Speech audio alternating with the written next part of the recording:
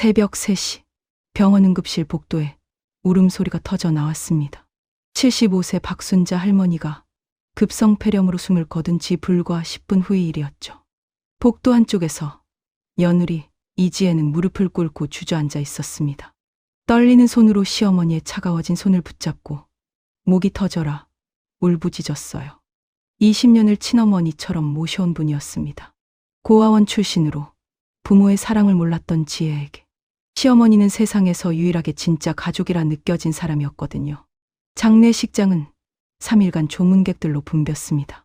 생전에 주변 사람들에게 베풀기를 좋아했던 박순자 할머니의 인품을 보여주듯 많은 이들이 찾아와 명복을 빌었죠.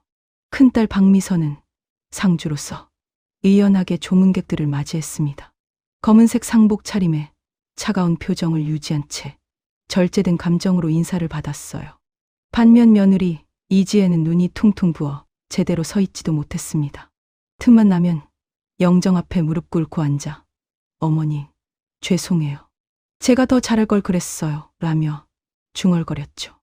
남편 이동현은 아내의 어깨를 감싸며 위로했습니다. 하지만 그의 눈빛에도 깊은 슬픔이 가득했어요. 어머니를 잃은 상실감과 평소 어머니를 더 자주 찾아뵙지 못한 죄책감이 뒤섞여 있었습니다. 그는 조문객들 사이에서 가끔씩 누나미선의 차가운 시선을 느꼈지만 그저 슬픔의 표현 방식이 다를 뿐이라 생각했어요. 장례식 마지막 날 밤 연결식을 마친 가족들은 모두 지쳐 있었습니다. 조문객들이 다 돌아가고 장례식장은 고요해졌죠. 지혜는 딘 영정 앞에 홀로 앉아 시어머니가 생전에 자신에게 건네주었던 금반지를 만지작거렸습니다. 지혜야, 이건 우리 집안 대대로 며느리에게 주는 반지란다. 넌 이제 진짜 우리 가족이야. 그날의 따뜻했던 목소리가 귓가에 생생했어요. 반지를 끼고 있던 손가락을 바라보며 지혜는 또다시 눈물을 흘렸습니다. 장례를 마친 다음 날 아침이었습니다. 가족들이 모두 일어났을 때 며느리 이지혜의 모습이 보이지 않았어요. 처음에는 일찍 산책이라도 나간 줄 알았습니다. 하지만 시간이 지나도 돌아오지 않자 남편 이동현은 불안해지기 시작했죠. 그가 아내의 휴대폰으로 전화를 걸었지만 전원이 꺼져 있었습니다. 옷장을 열어보니 평소 입던 옷 몇 벌이 사라져 있었고 작은 여행 가방도 보이지 않았어요. 형부, 혹시 형수님 어디 가셨어요? 처제가 물었지만 이동현은 고개를 저었습니다. 아내가 아무 말 없이 집을 나간 적은 한 번도 없었거든요. 더욱이 시어머니 장례를 막 치른 직후였는데 말이죠. 불안감이 점점 커지던 그때 누나 박미선에게서 급한 전화가 걸려왔습니다. 동현아, 지금 당장 집으로 와봐. 미선의 목소리는 차갑고 단호했습니다. 1시간 후 가족들은 어머니 박순자의 집 거실에 모여 앉았습니다. 박미선은 노트북과 서류 뭉치를 테이블 위에 펼쳐놓았어요. 그녀의 얼굴은 창백했고 입술은 굳게 다물어져 있었습니다. 엄마 통장을 확인했어. 30억이 사라졌어. 미선의 말에 이동현은 멍하니 누나를 바라봤습니다. 30억이라는 숫자가 제대로 이해되지 않았어요. 뭐라고? 30억이? 엄마가 숨기고 있던 비밀 계좌가 있었어. 부동산 정리하고 모아둔 돈이었는데 장례식 당일 새벽에 전부 인출됐어. 그리고 지금 지혜가 사라졌잖아. 미선은 은행 거래 내역서를 동생 앞에 밀어놓았습니다. 화면에는 새벽 2시부터 5시 사이 여러 차례에 걸쳐 거액이 인출된 기록이 찍혀 있었어요. 이동현의 손이 떨렸습니다. 아니야. 지혜가 그럴 리 없어. 누나, 이건 오해야? 하지만 박미선은 차갑게 고개를 저었습니다. 그녀는 또 다른 서류를 꺼내 들었어요. 동현아, 현실을 봐. CCTV에도 찍혔어. 장례식 당일 새벽 지혜가 은행 ATM에서 돈을 인출하는 모습이. 노트북 화면에 재생된 CCTV 영상을 보는 순간 이동현의 얼굴이 하얗게 질렸습니다. 분명 아내의 모습이었어요. 모자를 깊게 눌러쓰고 마스크를 착용했지만 그 걸음걸이와 체격은 틀림없이 아내였습니다. 아내가 입고 있던 회색 점퍼도 익숙한 옷이었죠. 이건 말이 안 돼. 이동현은 주저앉았습니다. 20년을 함께 살아온 아내가, 시어머니를 친어머니처럼 모시던 아내가 그런 짓을 할 리 없다고 믿고 싶었어요. 하지만 눈앞의 증거들은 너무나 명확했습니다. 아내는 사라졌고 돈도 사라졌으며 CCTV에는 아내의 모습이 찍혀 있었으니까요. 박미선은 냉정하게 말했습니다. 경찰에 신고해야 해. 지혜가 엄마 돈을 횡령하고 도주한 거야. 누나, 제발. 아직 확실한 건 아니잖아. 동현아, 정신 차려. 20년간 우리를 속여온 거야. 처음부터 엄마 재산이 목적이었던 거라고. 그날 오후 경찰에 신고가 접수되었습니다. 며느리 이지혜는 시어머니의 유산 30억을 횡령한 혐의로 수배자 명단에 올랐어요. 남편 이동현은 텅 빈 집에 홀로 남아 아내가 쓰던 물건들을 멍하니 바라보았습니다. 부엌 찬장에 가지런히 정리된 그릇들, 거실 소파 위에 놓인 아내의 뜨개질 바구니, 침대 옆 테이블에 놓인 시어머니 사진. 모든 것이 평범한 일상의 흔적들이었습니다. 하지만 이제 그 일상은 산산조각 나 버렸어요. 이동현은 아내의 베개를 끌어안고 흐느껴 울었습니다. 도대체 무엇이 잘못된 걸까요? 어디서부터 어긋난 걸까요? 그날 밤, 먼 곳에서 누군가는 낯선 방에 갇혀 떨고 있었습니다. 손에는 시어머니가 준 등반지가 여전히 끼워져 있었어요. 하지만 그 반지의 주인은 이제 자신이 왜 이곳에 있는지조차 제대로 기억할 수 없게 되어가고 있었습니다. 경찰서 조사실은 냉랭한 공기로 가득했습니다. 형사는 차가운 표정으로 가족들 앞에 증거 자료들을 펼쳐놓았어요. 은행 거래 내역, CCTV 스틸컷, 그리고 이지혜의 신분증 사본까지. 모든 것이 며느리를 가리키고 있었습니다. 피의자 이지혜 씨 명의로 개설된 계좌입니다. 장례식 당일 새벽 2시 17분부터 4시 52분 사이 총 5차례에 걸쳐 30억 원이 이체됐습니다. 형사의 설명에 이동현은 고개를 떨구었습니다. 아내를 변호하고 싶었지만 증거 앞에서 할 수 있는 말이 없었어요. 박미선은 팔짱을 낀 채 냉정하게 앉아 있었습니다. 형사님, 제 어머니는 평생 검소하게 살면서 그 돈을 모으셨어요. 부동산 몇 채 정리하고 노후 대비로 모아두신 건데 며느리가 그걸 노리고 있었던 거죠. 네, 현재 피의자의 행방을 추적 중입니다. 휴대폰은 꺼진 상태고 신용카드 사용 내역도 없습니다. 계획적 도주로 보입니다. 이동현의 가슴이 미어지는 것 같았습니다. 20년을 함께 산 아내가 계획적으로 이런 일을 저질렀다는 게 믿기지 않았어요. 하지만 모든 증거가 그녀를 범인으로 지목하고 있었습니다. 사흘 후 박미선은 동생 부부의 집을 방문했습니다. 표면적으로는 동생을 위로하러 온 것이었지만 그녀의 눈빛은 다른 곳을 향하고 있었어요. 이동현이 회사에 나간 사이 미선은 집안 곳곳을 살펴보기 시작했습니다. 서재, 안방, 심지어 옷장 안까지. 역시 미선의 손이 안방, 옷장 깊숙한 곳에 숨겨진 작은 금고에 닿았습니다. 비밀번호를 여러 번 시도한 끝에 금고가 열렸어요. 안에는 어머니의 도장과 통장, 그리고 몇 장의 서류가 들어 있었습니다. 미선은 그것들을 조심스럽게 꺼내 비닐봉투에 담았죠. 입가에 차가운 미소가 번졌습니다. 그날 저녁, 이동현이 퇴근의 집에 들어서자 거실에 누나가 앉아 있었습니다. 테이블 위에는 비닐봉투에 담긴 물건들이 놓여 있었어요. 동현아, 이게 뭔지 알아? 미선이 도장과 통장을 꺼내 보였습니다. 이동현은 그것을 보는 순간 온몸이 얼어붙었어요. 어머니의 도장이었습니다. 그리고 그 통장은 실종된 30억이 들어있던 바로 그 계좌의 통장이었죠. 네 집 금고에 숨겨져 있었어. 지혜가 얼마나 치밀하게 준비했는지 알겠지. 처음부터 계획한 거야. 이동현은 주저앉았습니다. 더 이상 아내를 변호할 방법이 없었어요. 증거는 점점 더 명확해지고 있었고 아내는 여전히 행방불명이었습니다. 그는 무너지는 자신을 가까스로 붙잡았죠. 박미선이 떠난 후 이동현은 텅 빈 집에 혼자 남았습니다. 그는 아내의 방으로 들어가 그녀가 쓰던 화장대 앞에 앉았어요. 화장대 위에는 아내가 매일 바르던 핸드크림이 놓여 있었습니다. 뚜껑을 열자 아내의 향기가 코끝을 스쳤죠. 이동현의 눈에서 눈물이 흘러내렸습니다. 당신, 왜 이런 짓을 한 거요? 우리가 뭐가 부족했어? 그는 아내의 옷장을 열어 그녀의 옷들을 하나씩 꺼내 안았습니다. 20년간 함께했던 추억들이 떠올랐어요. 처음 만났을 때, 결혼식 날, 어머니가 며느리에게 금반지를 건네주던 날. 모든 것이 행복했던 기억들이었는데 이제는 그 모든 게 거짓이었던 걸까요? 그때 현관문이 열리는 소리가 들렸습니다. 의대생인 조카 박준서가 들어왔어요.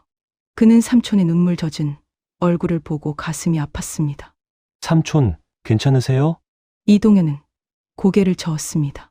괜찮을 리 없었죠. 박준서는 삼촌 옆에 조심스럽게 앉았어요. 그는 며칠 전부터 계속 무언가가 걸렸습니다.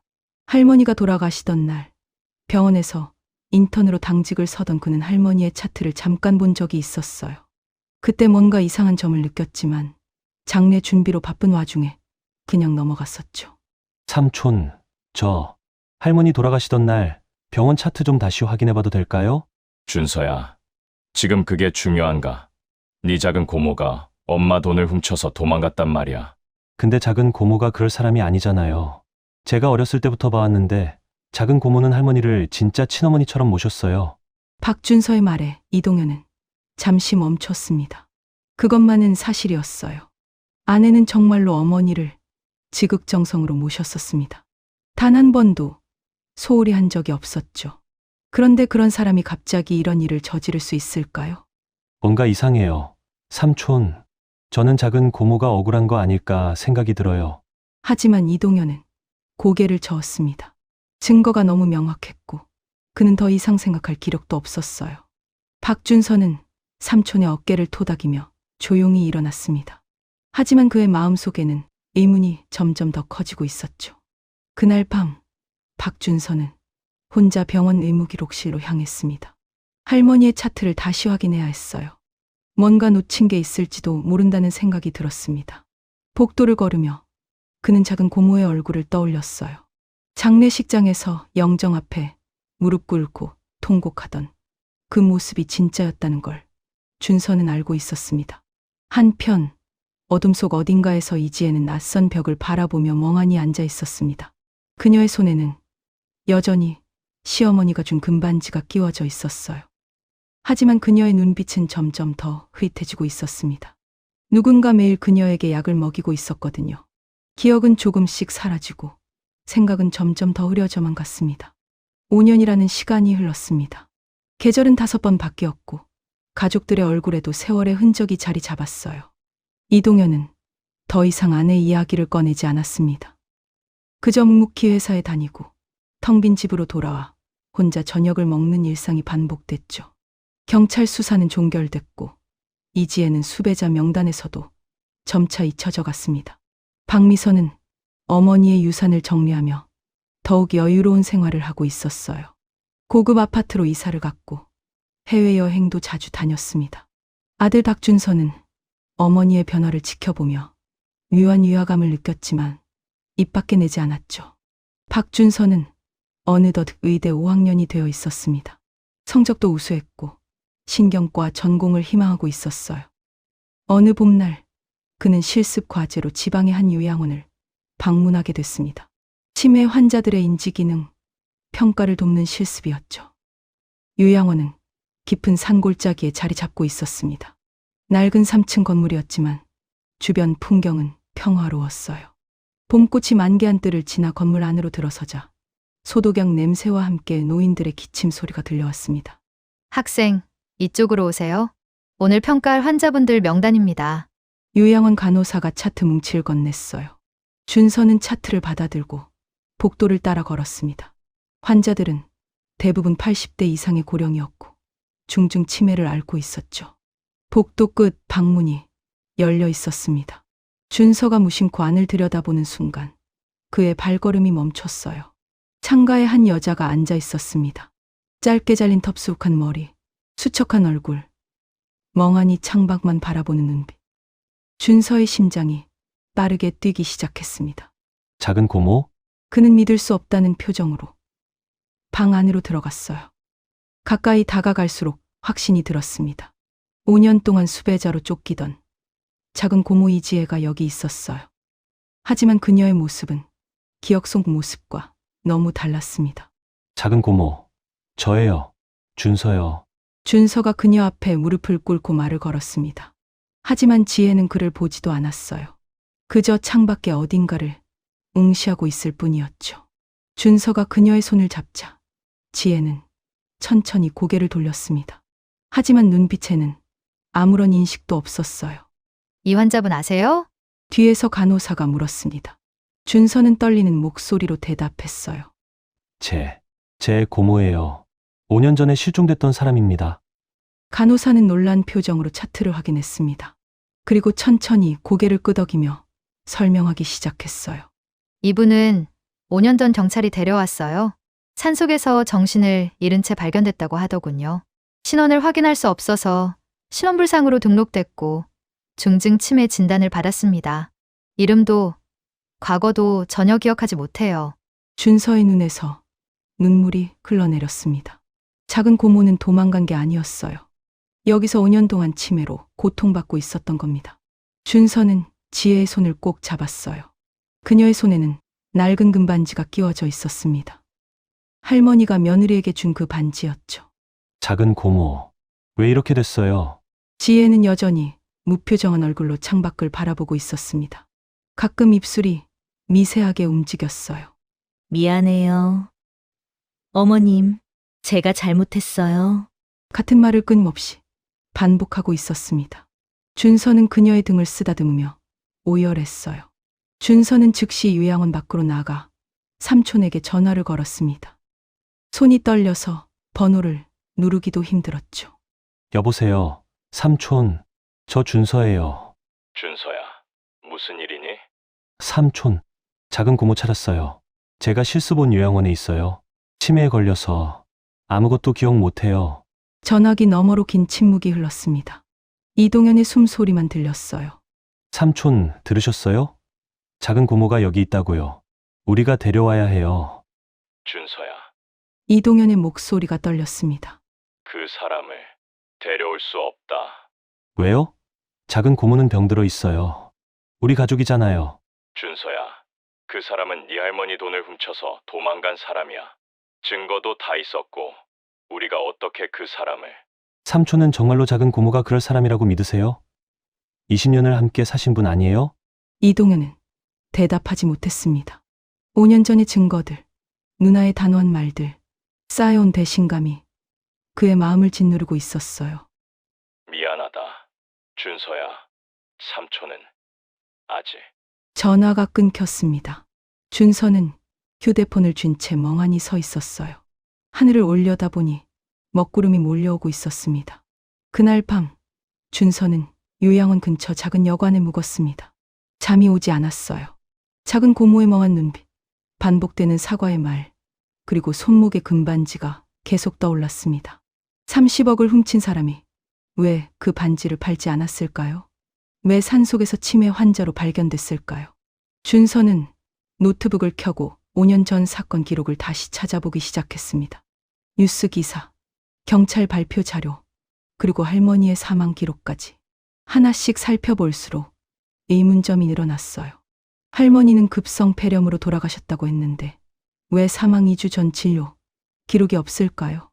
보호자가 진료를 거부했다는 메모는 무슨 의미일까요? 준서는 결심했습니다. 가족들이 믿지 않는다면 자신이 직접 진실을 밝혀내야 했어요. 작은 고모는 분명 억울한 겁니다. 5년간 치매로 고통받으며 가족도 모르는 채 버려진 그녀를 구해야 했죠. 다음 날 아침, 준서는 다시 요양원을 찾았습니다. 지혜는 여전히 같은 자리에 앉아 창밖을 바라보고 있었어요. 준서가 그녀의 손을 잡고 말했습니다. 작은 고모, 제가 꼭 진실을 밝혀낼게요. 작은 고모가 억울하다는 걸 증명할 거예요. 지혜의 눈에서 한 줄기 눈물이 흘러내렸습니다. 치매로 인해 많은 것을 잃었지만 그녀의 마음 깊은 곳에는 아직 억울함이 남아 있었어요. 박준서는 그날 이후 요양원을 자주 찾았습니다. 실습이 끝난 후에도 주말마다 4시간 거리를 달려가 작은 고모 곁을 지켰어요. 간호사들은 신혼불상 환자를 이렇게 정성껏 돌보는 의대생을 처음 본다며 감탄했습니다. 지혜는 여전히 대부분의 시간을 창가에서 보냈습니다. 말을 거의 하지 않았고 음식도 스스로 먹지 못했어요. 준서가 떠먹여주면 그제야 입을 벌렸죠. 가끔 준서의 얼굴을 멍하니 바라볼 때가 있었지만 그를 알아보는 것 같진 않았습니다. 어느 토요일 오후 준서는 지혜의 손톱을 깎아주고 있었습니다. 5년간 제대로 된 손질을 받지 못해 손톱은 두껍고 거칠었어요. 조심스럽게 하나씩 다듬어주던 준서의 손이 멈췄습니다. 지혜의 왼손 약지에 끼워진 금반지를 자세히 보게 된 거였죠. 반지는 세월의 때가 끼어 빛을 잃었지만 그 모양은 분명했습니다. 할머니가 며느리에게 준 가문의 반지였어요. 준서는 어릴 때 할머니가 작은 고모의 손을 잡고 이 반지를 끼워주던 장면을 기억했습니다. 지혜야, 이제 넌 진짜 우리 가족이란다. 할머니의 따뜻한 목소리가 들리는 것 같았어요. 준서는 반지를 만져보았습니다. 오래된 금이었고 팔면 제법 값이 나갈 물건이었죠. 문득 의문이 들었습니다. 30억을 훔쳐서 도망간 사람이 왜 5년 동안 이 반지를 팔지 않았을까요? 요양원 생활에는 돈이 필요했을 텐데 말이죠. 간호사님, 이 환자분 요양 비용은 어떻게 처리되나요? 준서가 물었습니다. 간호사는 차트를 확인하며 대답했어요. 신원불상 환자로 등록되어서 정부 지원금으로 충당되고 있어요. 5년 전 경찰이 데려왔을 때 소지품이라곤 몸에 걸친 옷뿐이었대요. 통장이나 현금, 신분증도 없었고요. 준서는 고개를 끄덕였습니다. 30억을 가진 사람이 아무것도 가지지 않은 채 산속에서 발견됐다는 게 말이 되지 않았어요. 더구나 치매까지 걸렸다는 건 뭔가 다른 일이 있었던 게 분명했습니다. 그날 저녁, 준서는 지혜에게 저녁을 먹여주고 있었습니다. 갈아 만든 죽을 한 숟가락씩 떠서 입에 넣어주니 지혜는 천천히 삼켰어요. 해가 저물어 병실이 어두워지자 준서가 침대 옆 전등을 켰습니다. 불빛이 켜지는 순간 지혜의 몸이 미세하게 떨렸습니다. 그녀는 갑자기 불안한 표정을 지으며 고개를 이리저리 돌렸어요. 눈동자가 빠르게 움직이며 무언가를 찾는 것 같았죠. 어머님, 어머님은 어디? 지혜의 입에서 작은 신음이 새어나왔습니다. 준서는 그녀의 손을 꼭 잡았어요. 작은 고모, 괜찮아요. 제가 여기 있어요. 미안해요. 제가 못 지켰어요. 미안해요. 지혜는 계속 같은 말을 반복했습니다. 준서는 그녀를 안심시키며 등을 쓰다듬었어요.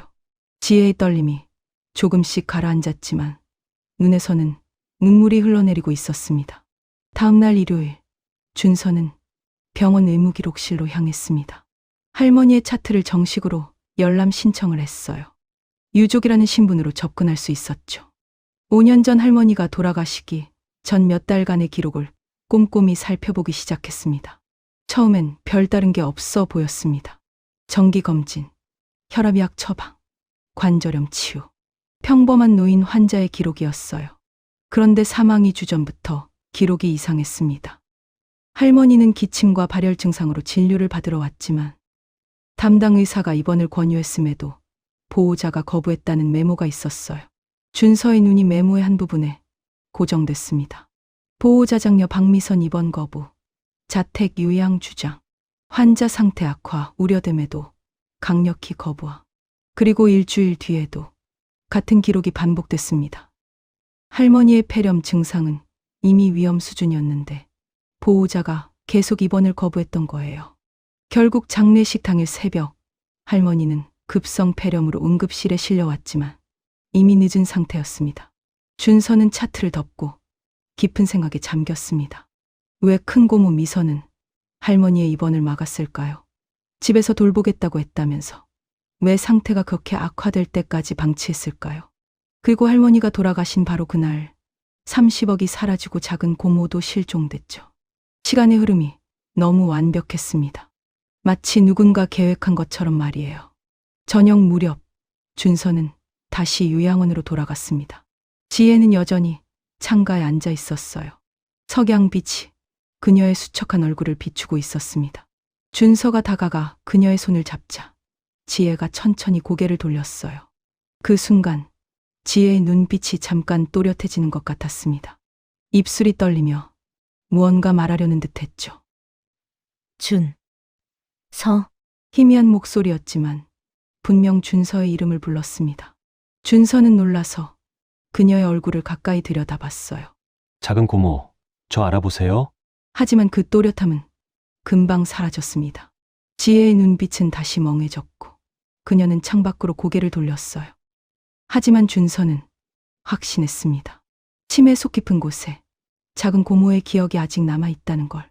그날 밤 준서는 노트에 지금까지 발견한 의문점들을 정리했습니다.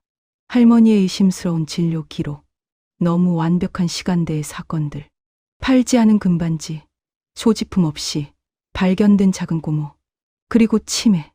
모든 조각들이 하나의 그림을 가리키고 있었지만 아직 확신할 수는 없었어요. 준서는 창밖을 바라보며 다짐했습니다. 반드시 진실을 밝혀내야 한다고. 5년간 혼자 고통받은 작은 고모를 위해서라도 말이죠. 박준서는 밤잠을 설쳤습니다. 할머니의 의료 기록이 머릿속을 떠나지 않았어요. 다음 날 아침 그는 일찍 일어나 5년 전 사건 자료를 다시 꺼내 들었습니다.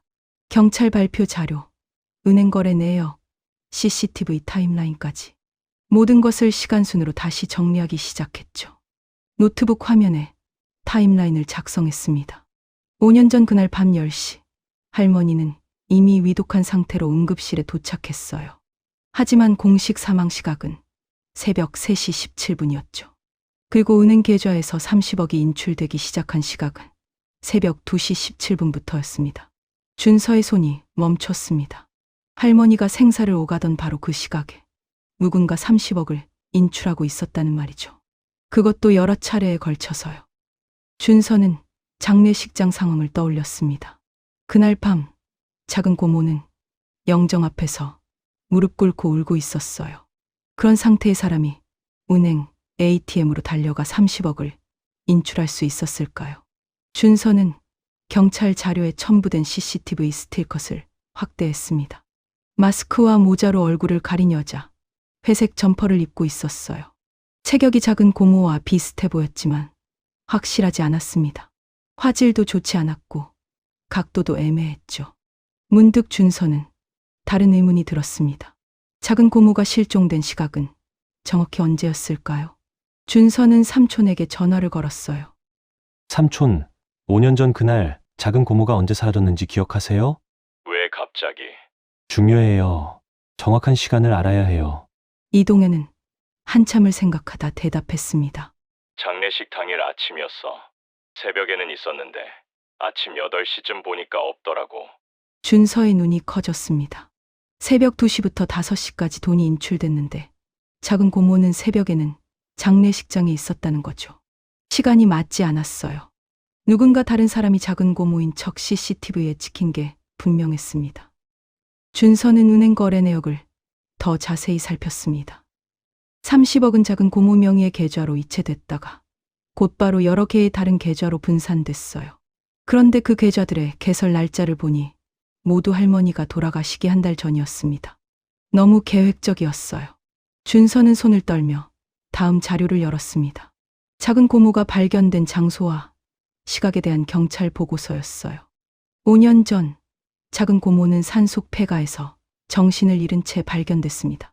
발견 시각은 실종 사흘 후였죠. 경찰은 약물 과다 복용 흔적을 발견했지만 자살 시도로 결론 지었어요. 하지만 준서는 알고 있었습니다. 작은 고모의 현재 상태를. 치매는 하루아침에 생기는 병이 아니에요. 지속적인 약물 투여나 심각한 뇌 손상이 없다면 말이죠. 준서는 유양원 의사에게 작은 고모의 MRI 자료를 요청했던 게 떠올랐습니다. 노트북에서 파일을 열었습니다. 작은 고모의 뇌 스캔 사진이 나타났어요. 준서는 신경과 전공을 희망하던 터라 영상을 읽을 수 있었습니다. 해마 부분의 심각한 이추, 전두엽 손상. 이건 자연적인 치매가 아니었어요. 독성 약물에 장기간 노출됐을 때 나타나는 패턴이었습니다. 준서의 가슴이 두근거렸습니다. 모든 조각이 맞춰지기 시작했어요. 누군가 작은 고모를 납치해서 약물을 투여했고 그녀를 치매 환자로 만들었습니다. 그리고 그 사이에 30억을 훔쳐 자신의 계좌로 빼돌렸죠. 작은 고모에게 모든 죄를 뒤집어 씌우고 말이에요. 그렇다면 범인은 누구일까요? 할머니의 입원을 막은 사람, 30억의 존재를 알고 있던 사람, 작은 고모 명의로 계좌를 만들 수 있었던 사람. 준서의 머릿속에 한 사람의 얼굴이 떠올랐습니다. 큰 고모 박미서. 준서는 의자에서 벌떡 일어났습니다. 아닐 거예요. 큰 고모가 어떻게 자기 어머니를 방치해서 죽게 하고 동생 부인에게 죄를 뒤집어 씌울 수 있단 말인가요? 가족인데, 피를 나눈 가족인데.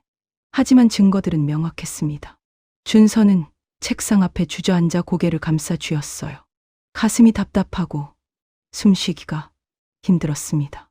만약 이게 사실이라면 지난 5년간 온 가족이 잘못된 사람을 원망하고 있었던 거예요. 진짜 범인은 옆에서 태연하게 지내고 있었고요. 준서는 떨리는 손으로 휴대폰을 집어들었습니다. 삼촌에게 말해야 했어요. 하지만 전화번호를 누르려던 손가락이 멈췄습니다. 가족들이 믿어줄까요? 증거라고는 하지만 모두 추측일 뿐이에요. 결정적인 증거가 필요했습니다. 준서는 한 가지 방법을 떠올렸습니다. 큰 고모를 직접 만나는 거예요. 조심스럽게 떠보면서 반응을 살피는 겁니다. 만약 큰 고모가 정말 범인이라면 뭔가 흔적을 남길 거예요. 다음 날 저녁, 준서는 큰 고모의 집을 찾았습니다. 고급 아파트 현관 앞에서 초인종을 누르자 박미선이 문을 열었어요. 준서야, 웬일이니? 준서는 미선에 환한 미소를 보며 심장이 철렁 내려앉았습니다. 이 사람이 정말 그런 일을 저질렀을까요? 거실로 들어서자 고급스러운 가구들과 장식품들이 눈에 들어왔어요. 5년 전보다 훨씬 더 여유로워 보이는 생활이었습니다. 고모, 제가 궁금한 게 있어서요. 준서는 조심스럽게 말문을 열었습니다. 5년 전 할머니 돌아가시기 전에 병원에서 입원하라고 했었죠? 박미선의 미소가 살짝 굳어졌습니다. 아주 짧은 순간이었지만 준서는 놓치지 않았어요. 그건 엄마가 집에서 지내고 싶다고 하셔서. 의사 기록에는 고모가 거부했다고 나와 있던데요. 미선의 눈빛이 차갑게 변했습니다.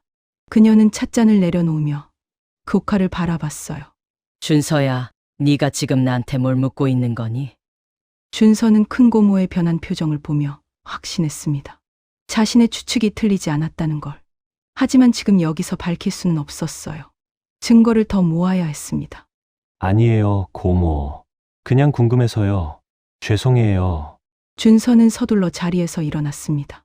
박미선은 차갑게 웃으며 조카를 대웅했어요. 문이 닫히는 순간 이선의 얼굴에서 미소가 완전히 사라졌습니다. 그녀는 휴대폰을 집어들고 어디론가 전화를 걸기 시작했죠. 밖으로 나온 준서는 온몸이 떨렸습니다. 두려움과 분노가 뒤섞인 감정이었어요. 이제 더 이상 물러설 수 없었습니다. 반드시 진실을 밝혀내야 했어요. 박준서는 큰 고모 집을 나온 후 더욱 조심스럽게 움직였습니다. 미선이 자신을 의심하고 있다는 걸 알았거든요. 하지만 멈출 수 없었어요. 결정적 증거를 찾아야 했습니다. 준서는 5년 전 작은 고모를 산속에서 발견했다는 경찰관을 수소문했습니다. 퇴직한 경찰관은 노원구의 한 아파트에 살고 있었어요. 준서가 찾아가자 그는 사건을 떠올리며 고개를 끄덕였습니다. 기억나죠? 산속 폐가에 쓰러져 있었어요. 신원 확인이 안 돼서 요양원으로 보냈고. 왜요? 무슨 일이라도? 그때 주변에 다른 흔적은 없었나요? 누가 그 여자를 데려다 놓은 것 같은. 경찰관은 잠시 생각하다 말했습니다. 아, 맞아. 폐가 근처에 타이어 자국이 있었어요. SUV 같았는데 비가 와서 금방 지워졌죠. 그리고 집 안에서 주사기 몇 개가 발견됐어요. 처음엔 자살 시도로 봤는데 준서의 심장이 빠르게 뛰었습니다. 그 주사기 증거는 어디 있나요? 경찰서 증거 보관소에 있을 거예요. 근데 그건 왜요? 준서는 급히 경찰서로 향했습니다. 증거 보관소에서 5년 전 케이스를 찾아내는 건 쉽지 않았지만 신분증과 유족 확인서를 제시하자 담당자가 찾아줬어요. 먼지 쌓인 상자 안에 비닐봉지에 담긴 주사기 3개가 들어 있었습니다. 이거 성분 분석 다시 할 수 있나요? 유족 요청이면 가능합니다. 하지만 5년이나 지나서 괜찮아요. 부탁드립니다. 준서는 신청서를 작성했습니다. 결과가 나오기까지 일주일이 걸린다고 했어요. 일주일. 그 시간 동안 무사할 수 있을까요? 사흘째 되던 날, 준서는 대학교 복도를 걷고 있었습니다. 갑자기 누군가 그의 팔을 잡았어요. 돌아보니 큰 고모, 박미선이 서 있었습니다. 그녀의 표정은 차갑고 단호했죠. 준서야, 우리 잠깐 얘기 좀 하자. 미선은 준서를 근처 카페로 이끌었습니다. 한적한 구석자리에 앉자 그녀는 곧바로 본론을 꺼냈어요. 네가 무슨 짓을 하고 있는지 다 알고 있어. 경찰서까지 찾아가서 옛날 증거 뒤지고 다니더니. 준서는 침착하게 대답했습니다. 고모도 알겠지만 저는 진실이 궁금해요. 진실은 이미 밝혀졌어. 그 여자가 돈 훔쳐서 도망간 거야. 정말 그럴까요? 시간대가 안 맞는데요. 작은 고모는 그 시각에 장례식장에 있었어요. 박미선의 눈빛이 날카로워졌습니다. 그녀는 몸을 앞으로 기울이며 조카를 노려봤어요. 준서야, 네가 의대생이니까 똑똑한 줄 알겠지. 하지만 세상엔 모르는 게 약일 때가 있어. 고모가 뭘 숨기고 있는 거예요? 미선은 차가운 미소를 지었습니다. 너 어머니 생각 안 해. 큰 고모를 범죄자로 만들면 네 어머니는 어떻게 되겠니? 가족이 완전히 무너져. 준서의 가슴이 철렁했습니다. 어머니, 생각하지 못한 부분이었어요. 만약 큰 고모가 정말 범인이라면 어머니는 충격받을 겁니다. 자기 언니가 친정어머니를 죽게 하고 동생 며느리에게 누명을 씌웠다는 사실을 알게 되면. 그리고 준서야, 미선의 목소리가 더욱 낮아졌습니다. 네 학비 누가 대주는 줄 알아? 네가 좋은 병원에서 인턴할 수 있는 것도 누구 덕분인지 생각해봐. 협박이었습니다. 노골적이고 직접적인 협박. 준서는 주먹을 불끈 쥐었어요. 하지만 아무 말도 할 수 없었습니다. 박미선은 자리에서 일어서며 마지막으로 말했습니다. 일주일 안에 경찰서에 신청한 거 취소해. 안 그러면 네가 후회할 일이 생길 거야. 그녀가 떠난 후 준서는 떨리는 손으로 커피잔을 집어들었습니다. 물이 찰랑거리며 넘칠 뻔했어요. 두려웠습니다. 가족을 위해서라는 명분으로 진실을 묻어야 하는 걸까요? 그날 저녁 준서는 요양원으로 향했습니다. 지혜를 보고 싶었어요. 그녀를 보면 용기가 생길 것 같았습니다. 하지만 요양원에 도착하자 간호사가 급하게 달려왔어요. 학생, 그 환자분이 계속 불안해하세요. 아까부터 계속 누군가를 찾으면서. 준서는 황급히 지혜의 방으로 갔습니다. 지혜는 침대에 앉아 손을 비비꼬고 있었어요. 눈빛은 여전히 멍했지만 표정은 불안으로 가득했습니다. 준서야. 조심해. 위험해. 희미한 목소리가 그녀의 입에서 흘러나왔습니다. 준서는 놀라서 그녀의 손을 잡았어요. 지혜는 준서의 손을 꼭 쥐며 계속 중얼거렸습니다. 위험해. 조심해야 해. 치매 속에서도 그녀는 알고 있었습니다. 조카가 위험에 처했다는 걸. 준서의 눈에서 눈물이 흘러내렸어요. 작은 고모는 5년간 혼자 고통받았습니다. 이제 자신이 그 고통을 끝내줘야 했어요. 바로 그때였습니다. 준서의 휴대폰이 울렸어요. 경찰서에서 온 문자였습니다. 증거 분석 신청이 취소되었습니다. 신청인 본인 요청에 의해. 준서는 멍하니 화면을 바라봤습니다. 자신은 취소한 적이 없어요. 누군가 자신의 이름으로. 큰 고모였습니다. 그녀가 손을 쓴 거예요. 경찰서에 아는 사람이 있거나 아니면 돈을 썼거나. 준서는 즉시 경찰서에 전화를 걸었습니다. 하지만 담당자는 차갑게 말했어요. 신청인 본인이 직접 와서 취소했습니다. 신분증도 확인했고요. 그건 제가 아니에요. 누군가 제 명의를 도용한 거예요. 그럼 신고하세요. 하지만 증거는 이미 폐기 처리 들어갔습니다. 전화가 끊겼습니다. 준서는 주저앉았어요. 유일한 물증이 사라졌습니다. 주사기에 남아있던 약물 성분. 그것이 작은 고모에게 치매를 유발했다는 걸 증명할 수 있는 유일한 증거였는데. 지혜는 준서의 손을 꼭 잡고 있었습니다. 그녀의 차가운 손이 떨리고 있었어요. 준서는 작은 고모의 수척한 얼굴을 바라보며 생각했습니다. 이대로 포기할 수는 없다고. 증거가 사라졌다면 다른 방법을 찾아야 한다고. 창밖으로 밤이 깊어가고 있었습니다. 경실은 어두웠고 복도에서 들려오는 기침 소리만이 정막을 깼어요. 준서는 지혜의 손을 놓지 않았습니다. 그리고 마음속으로 다짐했어요. 반드시 진실을 밝히겠다고. 어떤 대가를 치르더라도. 하지만 준서는 아직 몰랐습니다. 큰 고모가 이미 더 큰 계획을 세우고 있다는 걸. 그리고 그 계획은 준서를 완전히 침묵시키는 것이었다는 걸. 박준서는 사흘 밤을 꼬박 세웠습니다. 주사기 증거는 사라졌지만 다른 방법이 있었어요. 요양원 보안 시스템을 해킹할 수는 없지만 5년 전 출입 기록은 요청할 수 있었습니다. 준서는 요양원 원장을 설득했죠. 가족의 권리로 5년 전 작은 고모가 입수하던 날의 기록을 보여달라고. 원장은 한참을 망설이다 오래된 장부를 꺼내왔습니다. 거기에는 5년 전 그날 신혼불상 여성을 데려온 사람의 차량 번호가 기록되어 있었어요. 준서는 그 번호를 즉시 차량 등록조회 사이트에 입력했습니다. 등록자 이름이 화면에 떴습니다. 박미선. 준서의 심장이 멎는 것 같았어요. 결정적 증거였습니다. 큰 고모가 직접 작은 고모를 요양원에 데려왔던 거예요. 준서는 더 이상 망설이지 않았습니다. 그는 아버지, 어머니, 그리고 친척들에게 연락을 돌렸어요. 할머니 집 거실에서 가족 회의를 하겠다고. 중요한 이야기가 있다고 말이죠. 다음 날 저녁, 가족들이 모였습니다. 이동현은 불안한 표정으로 조카를 바라봤어요. 준서의 어머니도 와 있었고 몇몇 친척들도 자리했습니다. 마지막으로 박미선이 들어왔죠. 그녀는 평소처럼 단정한 옷차림에 차가운 표정을 짓고 있었습니다. 준서야, 이게 무슨 짓이니? 미선이 날카롭게 물었습니다. 준서는 테이블 위에 노트북과 서류 뭉치를 펼쳐 놓았어요. 다들 앉아주세요. 5년 전 진실에 대해 말씀드리려고 합니다. 가족들이 자리에 앉자 준서는 떨리는 손으로 첫 번째 자료를 보여줬습니다. 할머니의 의료 기록이었어요. 할머니는 돌아가시기 2주 전부터 폐렴 증상이 있었어요. 담당 의사가 입원을 권유했지만 보호자가 계속 거부했습니다.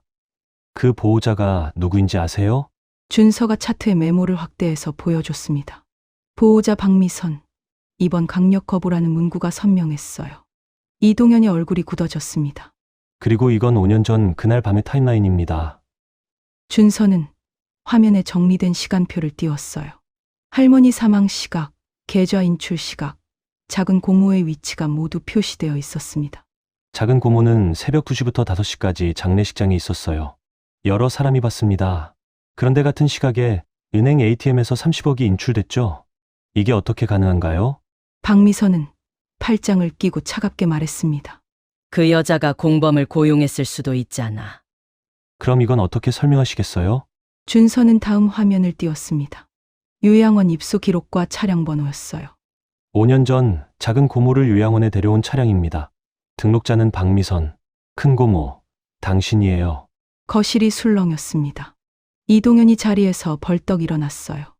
누나, 이게 무슨 소리야? 박미선의 얼굴이 창백해졌습니다. 하지만 그녀는 여전히 부인했어요. 말도 안 돼. 차량이 도난당했을 수도 있고 누군가 내 이름을 도용했을 수도 있어.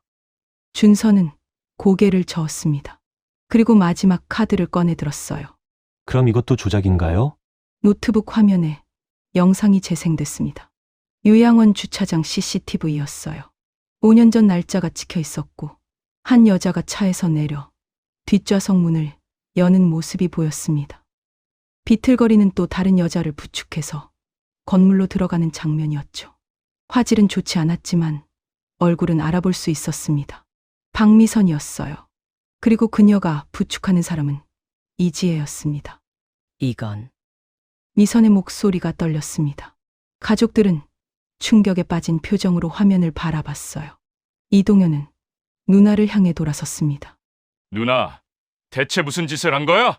박미선은 입술을 떨었습니다. 그녀는 한참을 침묵하다가 갑자기 웃음을 터뜨렸어요. 비틀린 고통스러운 웃음이었습니다. 그래, 내가 했어.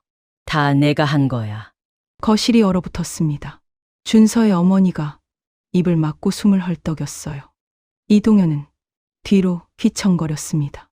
미선은 천천히 입을 열기 시작했습니다. 엄마는 늘 지혜만 예뻐하셨어. 내가 아무리 노력해도 아무리 잘해도 엄마 눈엔 며느리밖에 안 보였어. 나는 친딸인데, 나는. 그녀의 목소리가 격해졌습니다. 사업 실패했을 때도 엄마는 날 실망스럽다는 눈빛으로 봤어. 하지만 지혜가 뭘 해도 늘 칭찬하셨지. 진짜 딸처럼 대하셨어.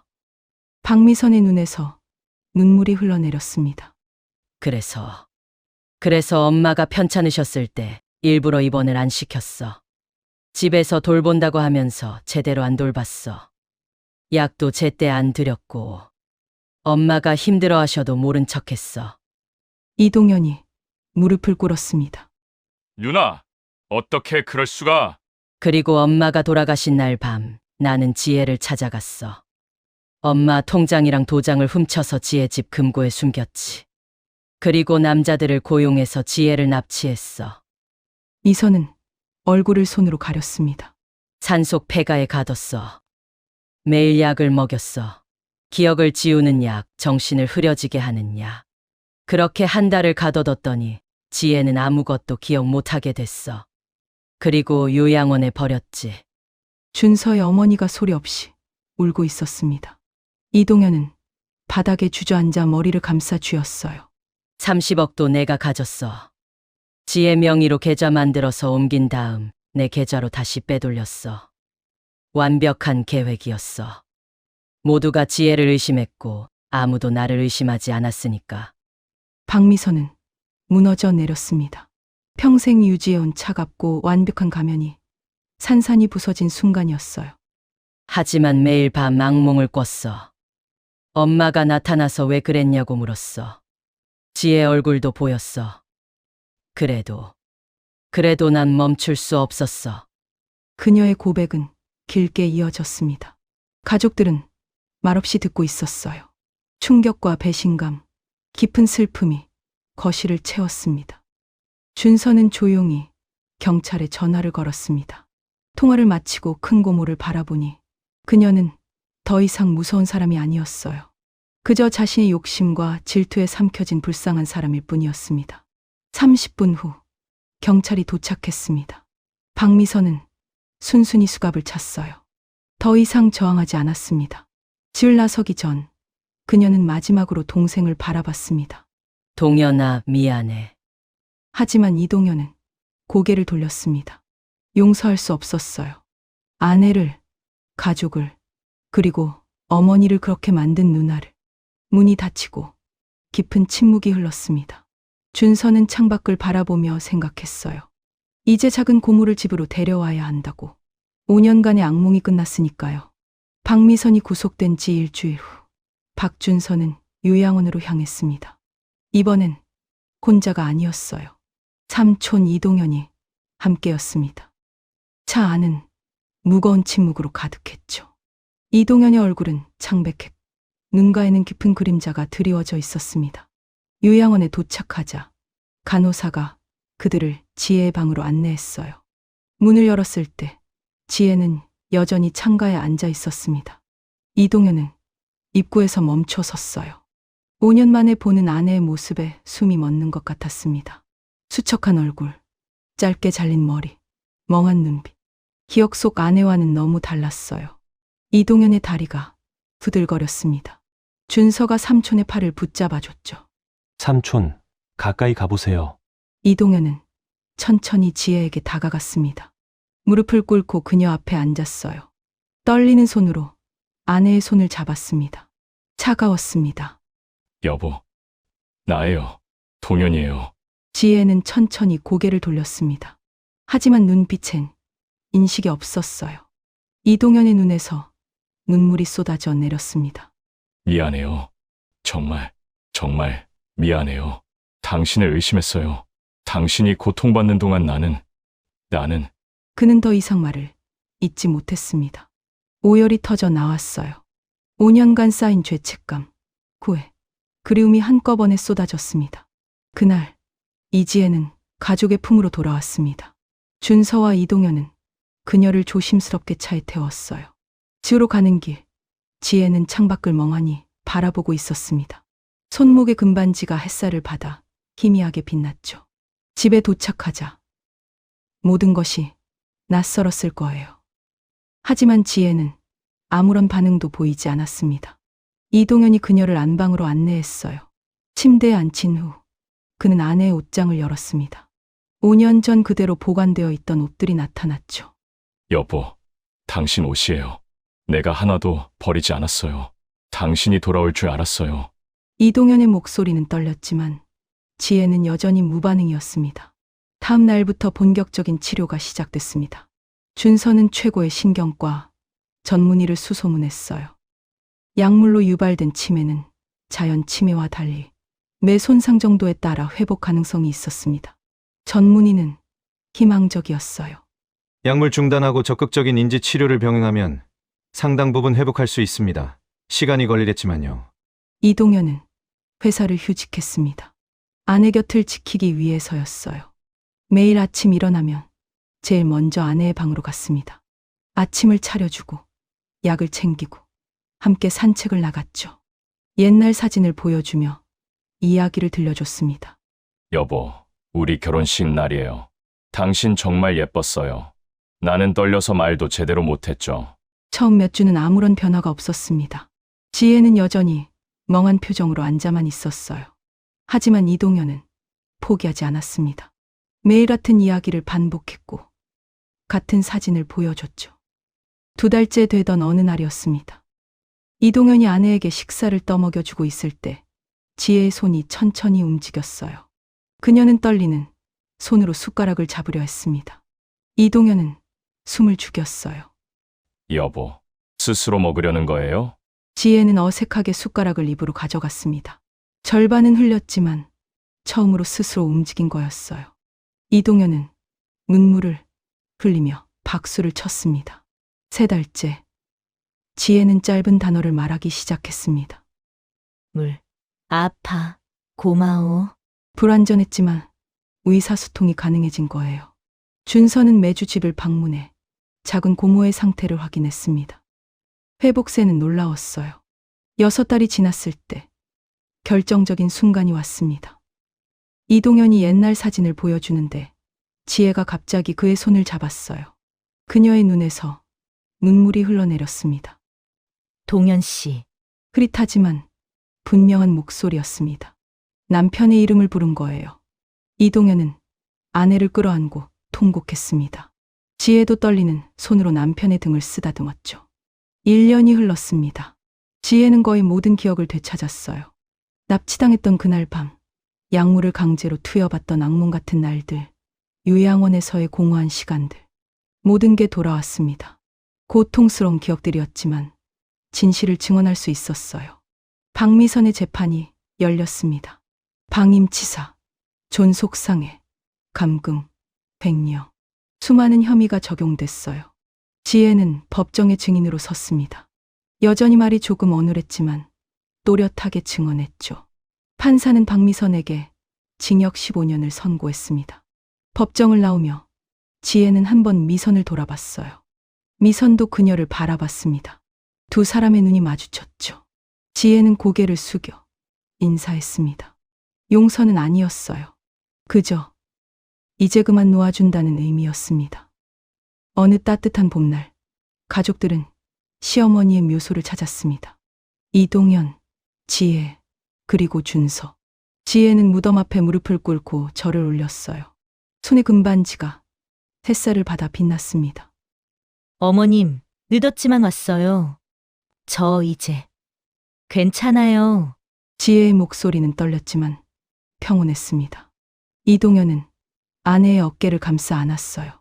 그의 얼굴엔 여전히 죄책감이 서려 있었습니다. 준서는 2 사람을 바라보며 생각했습니다.